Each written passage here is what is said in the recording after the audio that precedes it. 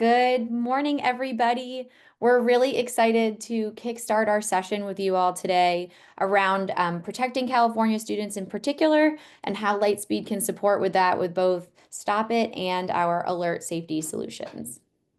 For a quick intro for all of us today, briefly, my name is Charlotte. I am an account manager here at Lightspeed Systems, and I primarily work on our larger scale sized California districts.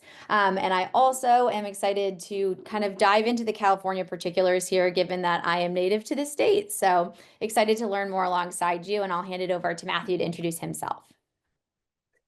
Nice to meet everybody. My name is Matthew Toth, and I'm a account executive here for Lightspeed Systems as well, primarily focusing on the Stop It side of the house. I've been working with districts in the state of California for well over 4 years now, and look forward to introducing you to a little more on how we can help you. Charlotte? Of course. So overall, we'll get kick-started on diving into session goals for today. More so than this just being an informative webinar, we would love to hear from you toward the end of the session to hear a little bit more about some of the challenges that you're experiencing and provide space for questions. But we do primarily have three main objectives to cover in today's session. The first is making sure that everybody understands the importance of proactive student safety tools and that they know what's available to them in the environment that we're in right now in K-12. The second is to learn a little bit more about what proactive safety means in terms and in relation to both Lightspeed Alert and Lightspeed Stop It, and how the two really work well together, which leads us to kind of that third session goal of saying, looking ahead, how can your teams dive in and really use Alert and Stop It together to support the whole child within your school sites? So really quickly, we have a question on the board for us today. Well, I suppose it's a metaphorical board because we don't have a board, but we'd really love to hear from you all in terms of safety concerns and what's a focus for you. So which of the following concerns on the list below helps you feel, or rather, do you feel least equipped to address right now? So are we struggling with mental health? Are we struggling with anonymous threats? Are we primarily focused on that student conflict escalation or coordination within teams? So more of an internal challenge. What are you all experiencing?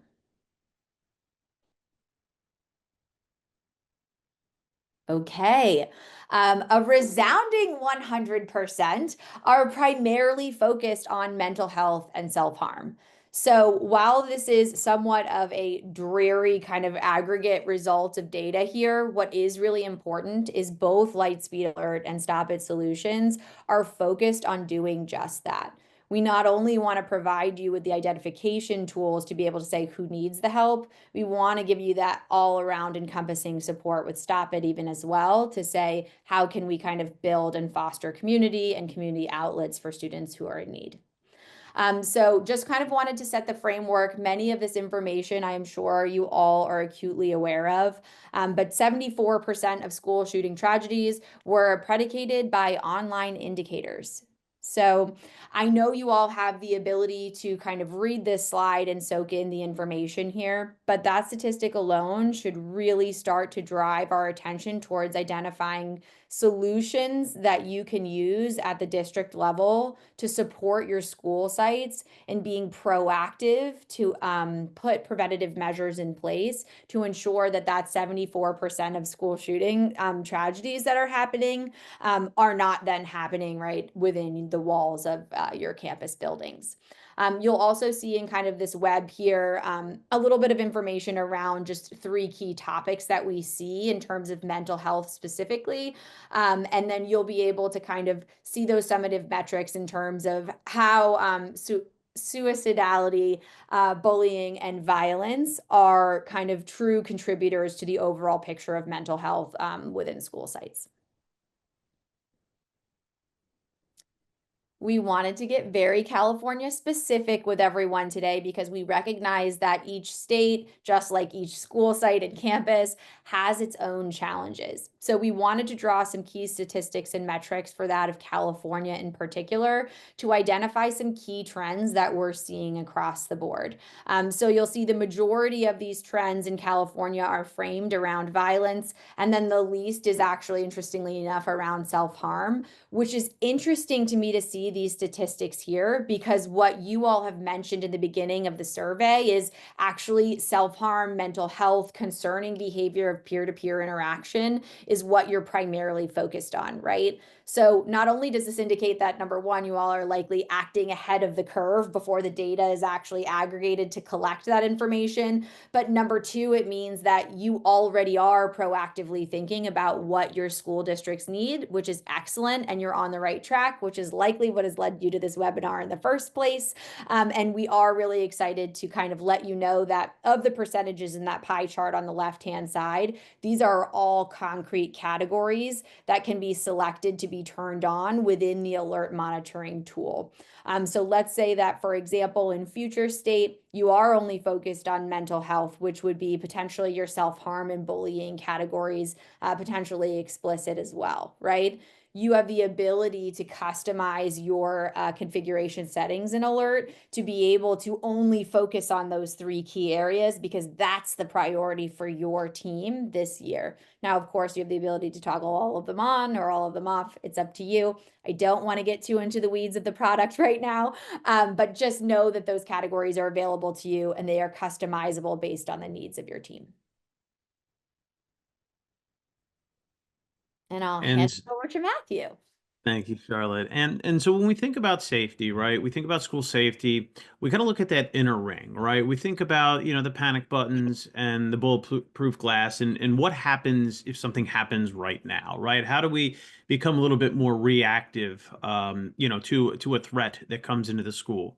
And so in doing that, we kind of get to that second ring, right? Where there's cameras, there's metal detectors, there's pre-detection type tools and equipment out there for our schools. But what we're seeing is even get a little bit further away, right? Really start to have as your first line defense, not a camera, right? Where it's too late if you're starting to see somebody walk onto your campus with a weapon, or whether you're starting to detect something, it's already walking in through your doors. So the idea is really to have some systems in place that can proactively monitor, can proactively allow your students to volunteer information because they really do know what's about to happen before it actually happens. As Charlotte mentioned, some of the statistics around, bullying and mental health leading to some of these violent acts really show that not only, are there precursors to the actual event, but students, their friends, folks in the community also know these students and they see a lot of these warning signs before an event actually happens. So giving your districts, giving your community that first line of defense really comes into that student safety monitoring piece. And that's kind of the programs and the services that we're really going to be reviewing with you today is truly that first line of defense. Can we get in front of some of these at-risk behaviors, some of these telling signs before an emergency, before an event tends to escalate? Why getting in front of it? Why allowing your students to have an anonymous reporting component is so key. 74% of attackers told somebody about their plan. Oftentimes, when you hear the FBI or the Secret Service in investigating some of these school shootings, there was always what we call, footprints in the snow. There was always this trail that somebody says, "Oh, yeah, I knew that was going to happen," or "Oh, I saw that on a Discord channel," or "Oh, I saw this, coming through on my email, but I just didn't know where to turn," or "I overheard it on the bus or in a locker room, and was really afraid to reach out." So, giving those students that anonymous communication tool so they aren't labeled a snitch, right? Nobody wants to snitch on a friend. Nobody wants to be seen coming in and out of a principal's office or a counselor. And again, giving them that anonymous way to report something is very key.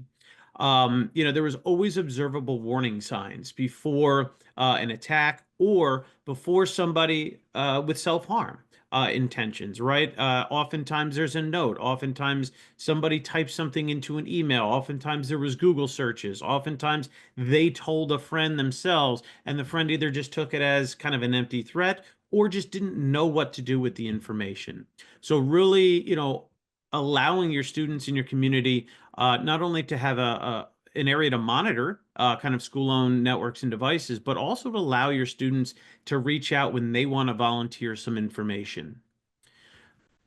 Anonymous reporting was also recommended by NTAC as a key part of threat reporting. A lot of your BTA, your behavioral threat assessment, and SRA work really starts with how do I identify, right? How do I identify a potential threat? And a lot of those threats come in from your students themselves. Before there's those obvious signs, there's kind of those precursor signs that if your students really allow you to or you allow your students to reach out, that you can start those behavioral threat assessments kind of a little bit earlier and have those intake forms to really assess whether a student truly is a harm to themselves or to somebody else. So with that, we're going to have a second poll that pops up here on the screen for you. Where are you seeing the most student safety issues originate, right? Are these in person? Are you kind of walking the hallways and seeing and hearing these things? Are they outside of school on social media? We know kids are on social media a ton. So go ahead and select one or two, of these options here to where you're seeing most of your safety issues originate from.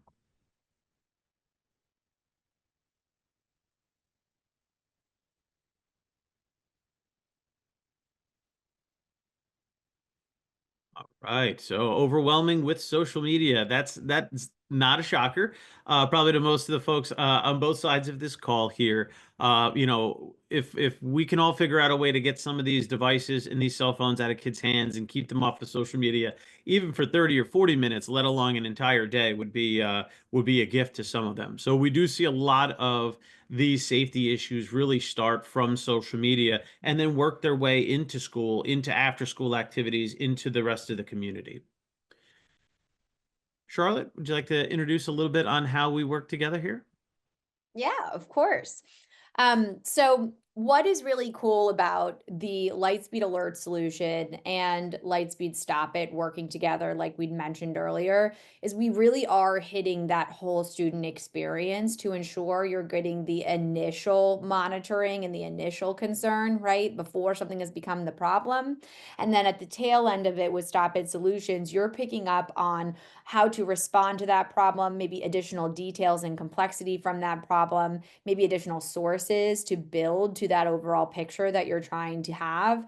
Not to mention, you're also pulling in some significant mental support resources, including the crisis text line and a number of other resources, which I am definitely confident Matt is going to get into here shortly.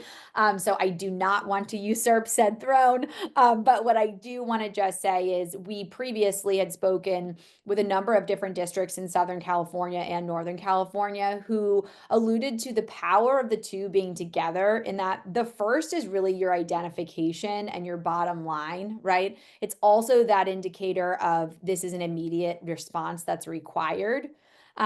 The second part of Lightspeed StopIt here is really, like I'd mentioned, having the tools for individuals to anonymously and easily, very simply through an application on their phones or on a device, right, be able to report what they've been seeing without that fear of peer-to-peer pressure or even sometimes staff-to-peer pressure, right? It's completely anonymous, and that's super, super helpful for the overall picture of experience. And as we'd mentioned, I did kind of speak to this a little bit on the previous slide, but right, having the two distinct inputs of student information helps create a really clear picture of exactly what happened, what led up to that issue, and then what happened as the roundabout came through to close out that issue, as well as what resources do you have at your fingertips to support any students who may have experienced some mode of tragedy or stress or harm while on campus, or even in in the case of both of these solutions, while off campus. And so it's truly our kind of mission to drive forward and ensure student safety and security on campus, right? But we obviously know, as you know, having been a former educator, your students are your students in your classroom. Your students are also your students at a different campus, and your students are also your students when they go home. So the idea is we're trying to give you the full picture and the full insight of all of the kids who we're all ultimately serving to make sure they have what they need to be safe. And here in California, we've had a lot of experience, right? California is one of our most populated states as far as Lightspeed alerts and stop it users. We have great experience in the state. We know every state kind of comes with their own challenges and has their own communities. So we do have that experience in the state itself. We cover over 1 million students in California, over 1,700 schools. Hundreds of thousands of incidents and reports that have come through the platform. We've intervened in tens of thousands of life-threatening cases to really help save lives. So again, just newspaper articles, police reports, right? All of these things coming through from our customers in California just show how much of an impact that we've truly had on the state, and most importantly, within the students there. And keep in mind that these numbers are just in 2024, right? This isn't all time. So again, having a great impact within the state of California is something that we've done fantastically as a company.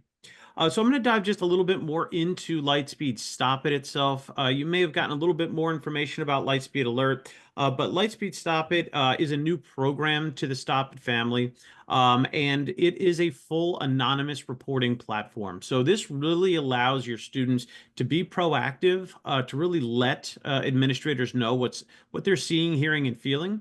But most importantly, unlike some of the monitoring pieces, the majority of our tips that we get in are the reports that we get in our third person. It is somebody actively being an upstander, actively standing up and reaching out on behalf of a friend or their school because they've heard something or seen something or felt something that just made them uncomfortable. On the back end, there is full two-way chat. So although the program is anonymous, your staff, your admins, your counselors, the folks on the team that are getting those reports can actively two-way communicate back with that device, leaving that student or that person anonymous so they feel comfortable to report, but allowing you to get access to all the information that you need to potentially stop a tragedy. As Charlotte mentioned, also the crisis text line, this gives your students and community 24/7 access to highly trained crisis counselors. We typically see this used outside of your school hours. This is, the nights, holidays, weekends, summer breaks, winter breaks, when especially some of those mental health issues that were top of mind for you in that poll, that really, that's when those things tend to escalate. Yes, there's mental health crisis happening during school hours, but typically it is 2 in the morning, right? It's on a weekend, it's over a holiday. And really allowing your students, if they feel, well, why would I tell the school something because they're closed right now? Giving them an outlet, giving them a place to go, really to move from a hot place down to a cool place. Highly trained crisis counselors there to talk about any subjects. Of course, suicidal ideation, of course, cutting and self-harm, always top of mind when we talk about a crisis line. But this could be, anxiety and depression about something. This could be, hey, I just got cut from the football team. My boyfriend or girlfriend just broke up with me, right? My parents are getting divorced. Anything and everything that may be affecting a student. And those counselors are there just to listen. They're there to get that student to talk, to move from a hot place to a cool place, to provide resources, as well as escalate something if it truly is getting out of hand. On the back end, your administrators have a full case management system here for all of the reports that come through the platform. We also have a response center that is operating 24/7, 365. Our human review folks are all in-house employees and are highly trained to identify an imminent threat, either to oneself or to another. Escalate that up to district level folks, including local law enforcement, especially should it be after hours, over a weekend, or on a holiday. Our team is there. Our SLA is under 2 minutes. We review every tip. So by the time you even realize that you have something coming in through the Lightspeed Stop It program, our team will be on the phone with you if it's one of those drop everything and look at it. We have a large selection of other services as well that human review team does. all the way up and including handling tips outside of your school hours and just running the program 24/7 for you as well. So again, we understand that these preventative programs are necessary, but resources are thin throughout the districts as well. And just making sure that between, Lightspeed StopIt and our human review team, that truly, if this is a beneficial program for you, but you just don't have the time for another thing, that our team can run the program for you and just kind of feed you those imminent threats as well. And as mentioned, we have that escalation response. We never want anything to slip through the cracks, right? Having a program that's available for students to let you know what's going on at any point in time is key, because not everything happens during school, but it does affect school. Having that review team, having that escalation response protocol in place protects you and your students all at the same time. So, why is Lightspeed important? Um, you know, important to add to your school safety protocols. What is a little bit different about us from, maybe other tip lines or other reporting mechanisms out there? The very first is that 24/7, 365 monitoring, right? When it comes to anonymous, the last thing you want is having a form on a website, having something sit in an email box, and then you get to it and it's too late. Or having something coming in anonymous where you can't have two-way communication, you don't have somebody looking at it to be able to get all the information. Now you know something potentially bad's going to happen, but don't have enough information or a way to get back to that person or escalate something should it truly, be an imminent threat. So really one of the biggest things that makes us different is that specialist review, that human review center that we have. The second is a full resource repository. So we'll work with you down to the site level to get all of your resources that you have for your students. We know a lot of folks use platforms like Care Solace, right? They have mental health resources. They have community referral networks. They have various organizations that they work with, places that students and families can go for basic needs, food drives, pantries, backpack programs, clothing, shelters, legal help, right? There's a ton of services out there, and folks, especially when they are enduring trauma, just kind of get overwhelmed by all the option. And of course, they go to the Google machine, right? And then we never know if that those results have our best interest in hand. So really working with the schools in the districts down to those individual site levels to get all of those self-service resources, access, configurable library that you want in front of your students and in front of your families. Comprehensive data. You'll have full reporting abilities on exactly how the platform is being used so that you can see where there's gaps. What resources are being asked for that you're not offering.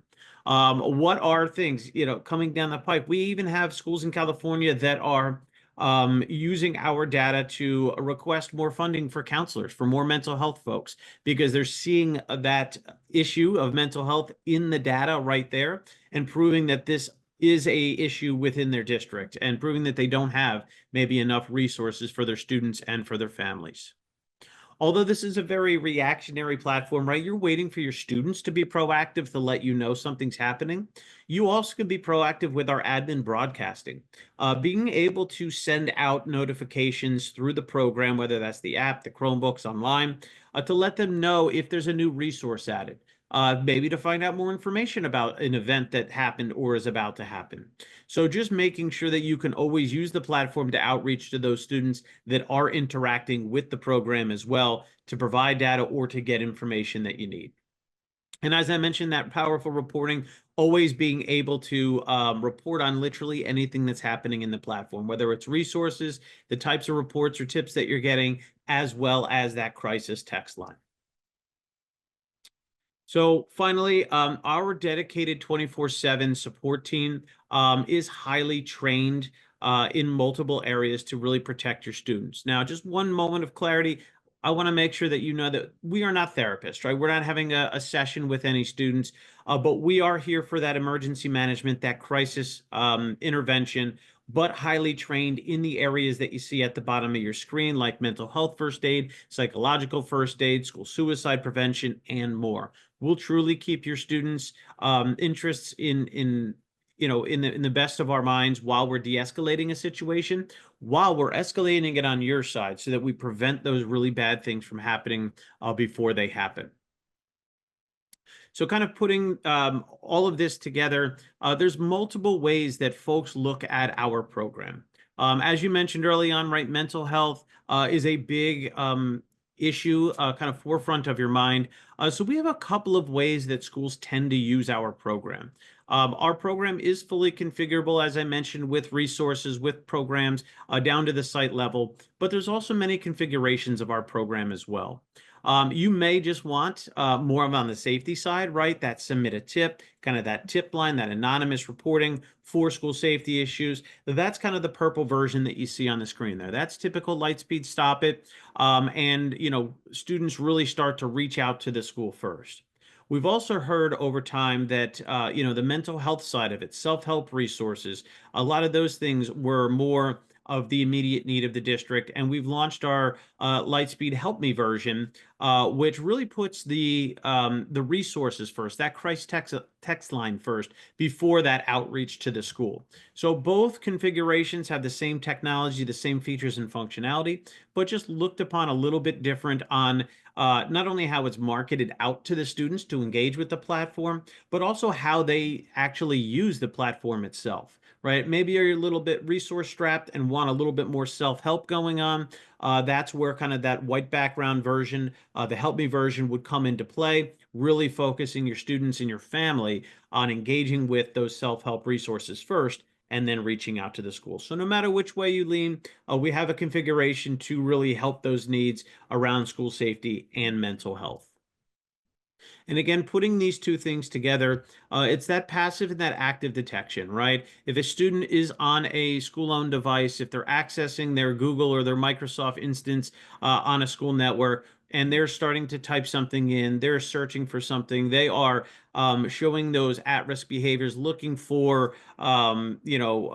images that they're not supposed to be doing, search history, all of those things, being able to get that alert and that monitoring in real time, but also allowing third-party reporting. So having those anonymous reports, that active student reporting, third party, if they're kind of mirroring that information of what they're seeing on that actual student's device, putting those both together really create that early intervention and that proactivity. Having human review, crisis text line, escalation on both sides, both on the Lightspeed Alert and the Lightspeed Stop It side, so that your team knows immediately if there is an imminent threat to one of your students or to the school itself. You will get that information in real time. Also working with compliance, making sure that you are capturing all responses. As Charlotte mentioned earlier, you're getting the full picture, right? You're being able to see context, kind of or just over the content itself. You're being able to see, reports coming in from students that also match up and mirror to that context that you're getting from the alerts from a school-owned device or network, and being able to put all of that in together to really build a story around a potential student that's at risk. Charlotte, anything I missed on kind of the combination of Lightspeed Stop It and Lightspeed Alert for our folks here on the webinar? No, Matt, you did a lovely job explaining the two and how they work. I think the primary objective is to make sure that our district teams realize that Lightspeed Systems has a number of solutions and pathway that they can access to make sure that not only staff have resources that they need to support their students, but the students have the resources they need to feel successful, both on and off campus, like we'd mentioned earlier. So with a few minutes remaining, I do see that we have a couple of questions that have come in, and I want to make sure that we're responsive to those so that your thoughts are acknowledged and also you know where to go should you have any follow-up items. Of course, you have Kevin's contact information on the screen if you would like more granular information. And he's kind of championing our Stop It program as far as kind of sales and purchase goes on the West Coast. But I do definitely want to jump into these questions to make sure that we can all kind of learn from each other's experiences and you have the chance to kind of speak up for what you're hoping to learn from the session. So the first question, actually, Matt, goes towards you, which is that you'd mentioned some powerful reporting abilities with Lightspeed StopIt, and they were saying, can you please show an example of this or talk through some of the categories that are displayed in those reports because they would like to use this to build investment across the district? Absolutely. So yeah, I can kind of talk to a little bit more about the reporting details. So, some of the more popular reports that are in our system that are used are around the type of tips, whether that be bullying or cyberbullying, whether that be imminent threats, cutting self-harm, mental health, kind of that same pie graph, right, that Charlotte went through earlier on the alert information is very similar to what you'd be able to get out of the Lightspeed Stop It backend. But you can also see when they're coming in. Although it's anonymous, being able to report on the time, the date, so you can be prepared. You can really go back in and see, hey, if we had an event in our community, what were the reports looking like 2 weeks after that event, right? Did we get something, different than what we normally see? Was there a spike in reports? How did this affect our community? And then one of the more newer but well-used reports now are kind of the after actions. What happened from these reports, right? Did we end up just giving a lot of detentions? Did we end up counseling, right? Are we being more punitive or more restorative kind of in our adjudication of these tips and kind of what happened to it? And then you can also report fully on crisis text line. So although it's still anonymous, we can't tell you Sally Jones or Mike Smith went to crisis text line. But again, if you had an event in your community, or if you're, kind of seeing maybe a change in behavior, you can look and say, hey, how many students have accessed crisis text line in the last 2 weeks, in the last school year, right? Did it go up or down over year? And you could really kind of get a gauge along with your reports and tips on the on kind of how your students are feeling in any given time period. And lastly, reporting on those resources, right? Are they taking advantage of those resources? Or did you have at one elementary school, did you have a ton of people clicking on where can I get food, but nobody showed up for your weekly food drive, right? Clearly there is a communication issue. Maybe somebody doesn't want to necessarily stand in line in front of all of their neighbors, and they need a different way or place to get those resources. So you can glean a lot of data and information from the reports. Great question. Awesome. I think it's also kind of just worth noting in terms of on the alert side of the house as well. You have the ability to request auto-generated reports that will give you high-level summative information for these types of conversations as you're trying to build investment across the board. These reports will give you, like I'd mentioned, kind of like a larger scale picture of the alerts that are coming through. Not only where they're coming from, is this web-based or is this part of the integrations that you've enabled with G Suite or Office 365, for example. But you will also be able to see just the scale and severity level reported to you. So you can start to make those informed decisions as a district. Are we seeing the majority of the alerts coming through being low concern alert that's not necessarily a priority for us in this time? Or are we seeing a really big uptick in high risk alerts that have to do with self harm? And what do we need to do to respond to that? So that's really kind of where the power of those reports come in terms of building investment. There is time for likely about one more question with this session today. So I want to make sure we can hit both of the kind of stop it side of the house as well as alert side of the house, because it's a super solid question just around delegation and responsibility. So the question is as many of you are likely aware, responsibility, delegations, and staffing is a challenge. So how do you suggest kind of controlling the flow of management and case management within both of these programs? Do I have to have something be 365 days a year, 24 hours a day? Or is there a way that I can kind of streamline this process for my team to make it simpler? So Yeah, are there configurations that I can do to make it manageable for my team if we're not ready for that 365, 24 hours a day practice that you'd mentioned? I can start off on the Lightspeed Stop It side. Yeah, we have a couple of different ways to kind of handle that, right? So one is will typically work down to the site level. So you don't have one person in a district handling all those reports, right? We'll work with teams at the individual site levels to get those reports. And of course, you can reassign and you can send them, kind of anywhere within the district that you'd like. But that kind of breaks it all down into more of a manageable group.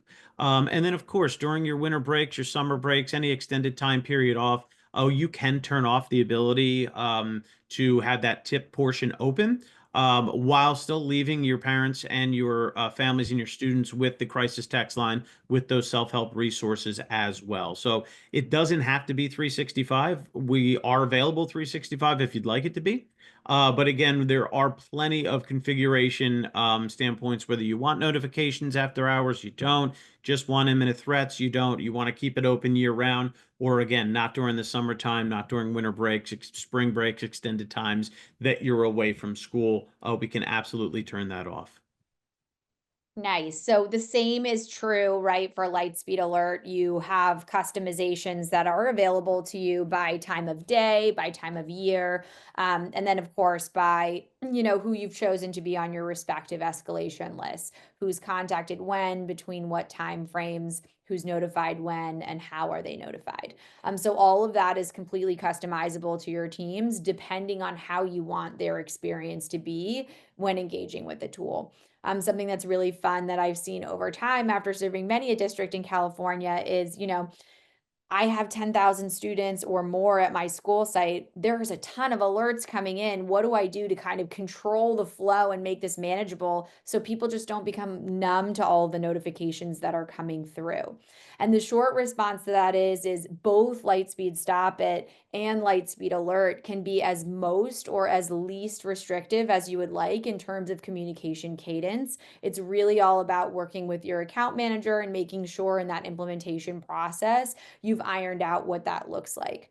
What's also very cool is you have the power to change that. So maybe you, at the beginning of the year, when you first launched our solutions, want to start a slow roll and only have a couple of things enabled and only get notified in certain time frames as you're building your team's skill. Right. And then once they've built that skill, you can continue to add on more and more information. And then that becomes a natural part of their daily experience with the solutions. And so you can continuously kind of adjust and adapt your configuration settings as needed. It's really ultimately about serving you guys. Um, I believe at this time, unfortunately, we are having to wrap up just given the time that we're in, and we want to be respectful of the time that you guys have in busy days. So we are, of course, available if you'd like to reach out to Matt or I, or of course, Kevin, whose email address is at the bottom of the screen. Please don't hesitate to reach out if we didn't get to your questions today. If you want to give us feedback on the webinar or, hey, this is interesting and we'd like a resource, we're more than happy to provide that to you. And we really appreciate you joining us for this super exciting and fun lunch and learn this afternoon. So thank you so much for your time. Thank you very much, everybody. Have a great rest of your day.